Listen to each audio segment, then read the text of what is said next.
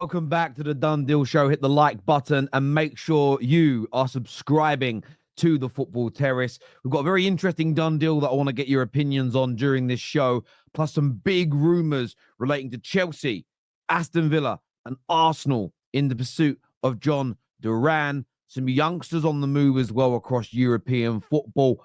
But I wanted to start first with Manchester United. Really big update regarding Patrick Dorgu. Man United will raise their bid, according to multiple sources, to around 30 to 31 million, including bonuses. There'll be a base fee of around 22 to 23 million. That's a guarantee. Today will be a decisive day, and all parties are ready to approve this deal. And look, I said it yesterday on the Done Deal Show, and I'll say it again today. There's a lot of differing opinions from rival fans, Man United fans, as to whether or not this is a good deal. I haven't seen enough of the guy play to have a full and frank opinion. I can read a scouting report that sounds good.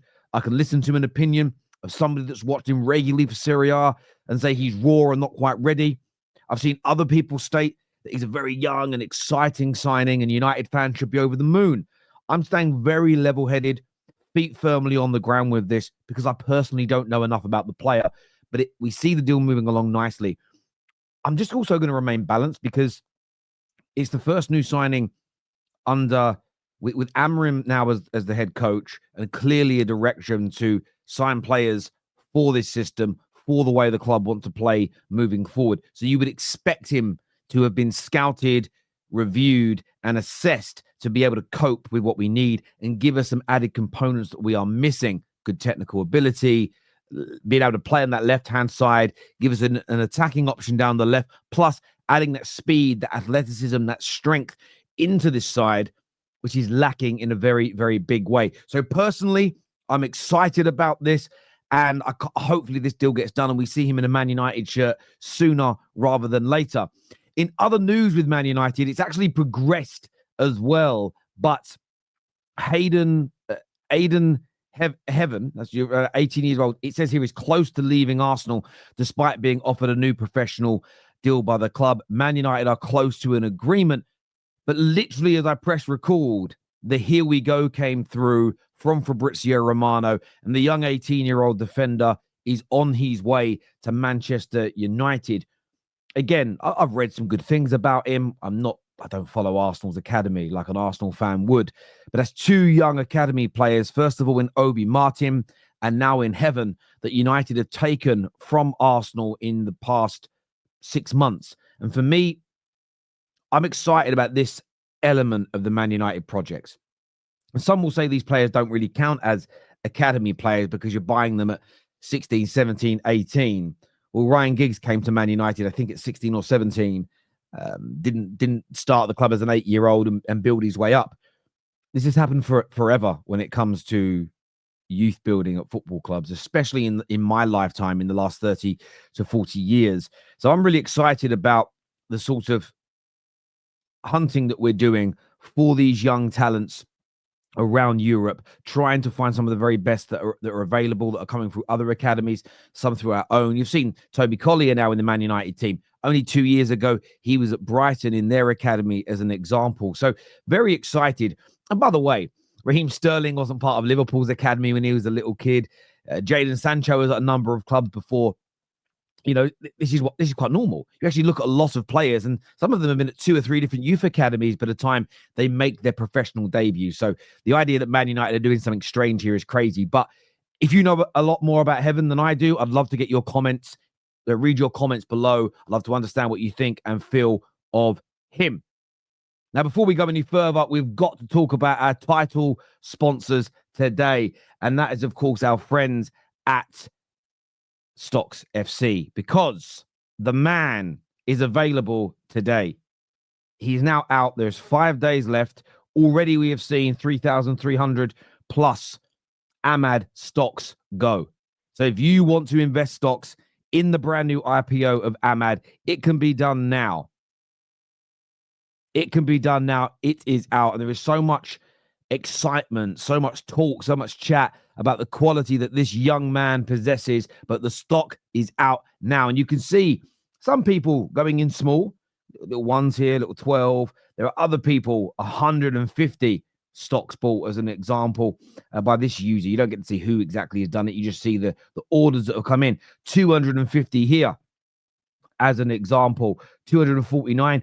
Two here of 500. So someone here, I think that's the same person. 1,000 stocks in the player book. So you can see the volume of orders that are going in now. Very, very much a lot of excitement around him. Also, I keep showing you guys this. If you're building your portfolio, if you're working out what to do, look at the current change.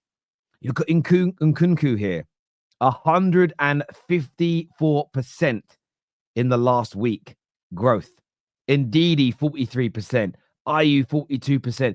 And there are some real bargains, some real bargains to be had on stocks with players who have got a low value, but actually offer something to their team. And it's worth exploring that if you're building things up. Remember, everyone who signs up will go into a prize draw to win a PlayStation 5. Plus, you'll be gifted 5 free stocks for you to start your build and start playing this fantastic game. So scan the QR code. It's that way, Terry, on the screen, or click on the link below. Now, a big story that surfaced this morning surrounds Aston Villa. And this is from David Ornstein, who says, many clubs want one elite number 9. Aston Villa have 2. But both Watkins and Duran expect to start, and Emery favours the lone striker. Growing sense, something might give if Aston Villa receive an offer for Duran somewhere in the region of £80 million before deadline day. What do you all make of that? Genuinely, what do you all make of that? Because for me, a year ago when people were talking about Duran, I didn't see it. I saw a player that came off the bench and scored a few goals. But this season, I feel he's gone to another level. Some of his goals, some of his strikes have been amazing. Others may say, well, Terry, it's only 12 goals this season. But that's in all comps in just over 1,000 minutes. In just over 1,000 minutes. That's also 3 goals in the Champions League. I'm going to give you an example. This is not a dig. This is just a genuine observation. Last season, Isak, who's now considered the best in the Premier League by many, got 1 Champions League goal. Duran, as a bit part player, has 3. There is absolute quality in here. Okay? He's played just over 1,000 minutes and has 12 goals. Isak this season has 19 goals. Okay? In 1,000 minutes more. And I think there is a slight gamble because you're seeing him as an impact player at the moment, as the leading striker. But I think there is a top quality player in Duran. He's someone who my mind has changed about. And the first bit of news we've got to talk about here is Arsenal. Fabrizio said that Arsenal have made a call in recent weeks to understand the situation with Jhon Duran. Okay. Felix Johnson here says, I'm told Chelsea have brought up Jhon Duran during talks with Villa over João Felix. A swap deal of sorts could be on the cards. Now, we know both Chelsea and Arsenal need a number 9. Somebody that's more predatory in the box. Somebody that, I tell you what, he does offer as well, Duran. And Saka can do this for Arsenal, and Palmer does it for Chelsea. But you need more. Duran can score those goals that the youngsters will call low XG.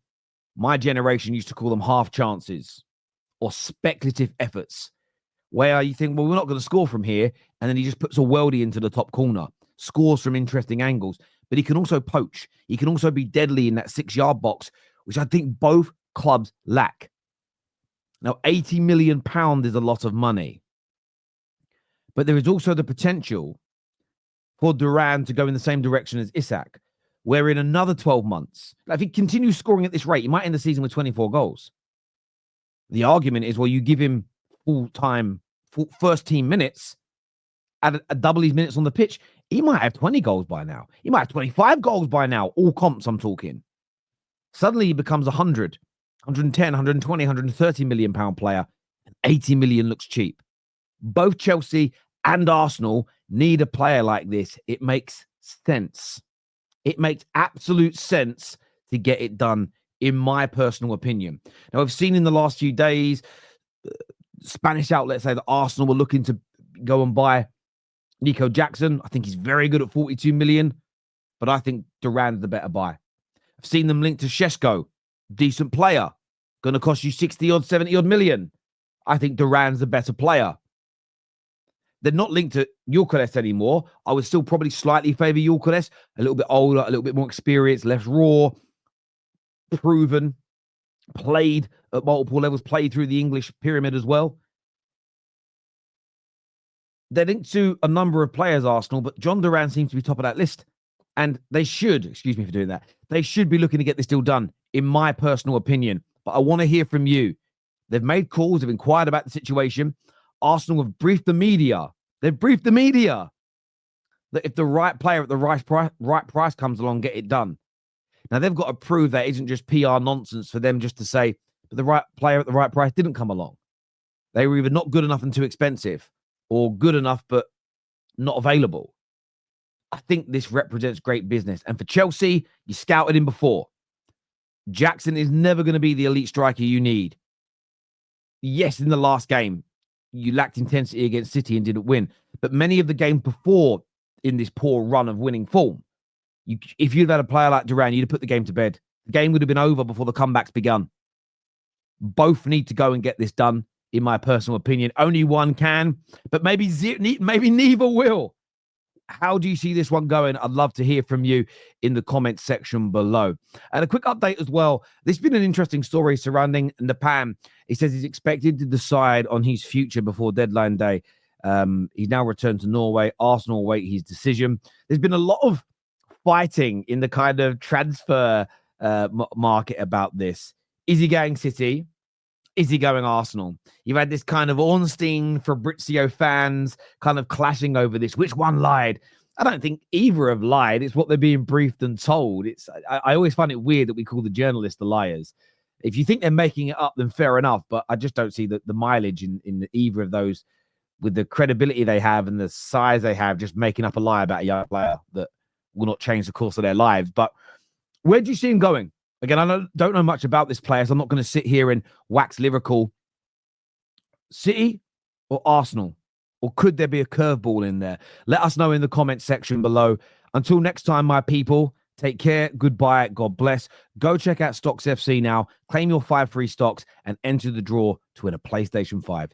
Take care. Goodbye. God bless. And I'll see you all again very, very soon.